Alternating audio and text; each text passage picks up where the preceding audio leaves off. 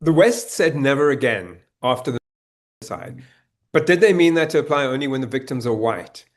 I'm Tony Karan. I'm the editorial lead at AJ Plus. And as a Jewish person, I was raised with these images of genocide seared into my brain as something that could never be allowed to be repeated.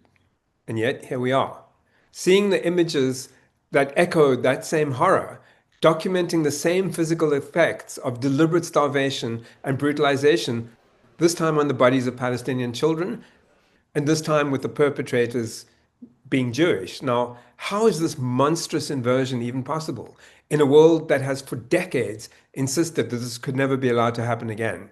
Let's be clear, it's happening only because it is being allowed to happen. It's being allowed by the impunity that Israel is guaranteed by its Western armorers and enablers.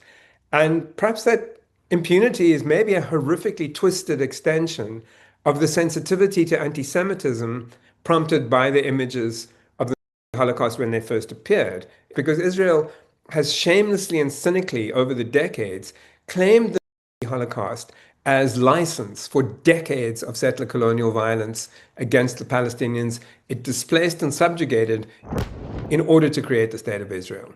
In recent years, its advocates have even codified as anti-Semitic any statement that actually compares Israeli actions and policies with behaviors. But Israel's actions invite that comparison. The images produced by those actions, which the world now sees in real time, make such comparisons unmistakable, whether or not the words are spoken. Violence against Jews required that Jews be dehumanized in the minds of Germans. So the never again guardrail against really begins with the sensitivity to and fierce rejection of any dehumanization of any group of people. The problem for Israel is that the settler colonial project, the violent displacement and subordination of an entire people, which is what was necessary to create Israel, depends on dehumanization. So how do we make sense of the catastrophic moral failure of those who have for so long professed never again to halt a genocide that's actually within their power to stop?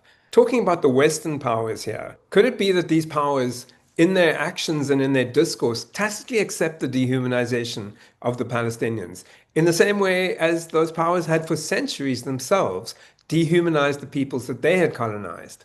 So the images out of Gaza don't lie. Like the images from the Warsaw Ghetto, they really leave no doubt as to what's transpiring there. So today, Gaza should make us ask, how far has the West really progressed? Is there any explanation for Western acceptance and enabling of the Gaza genocide other than racism?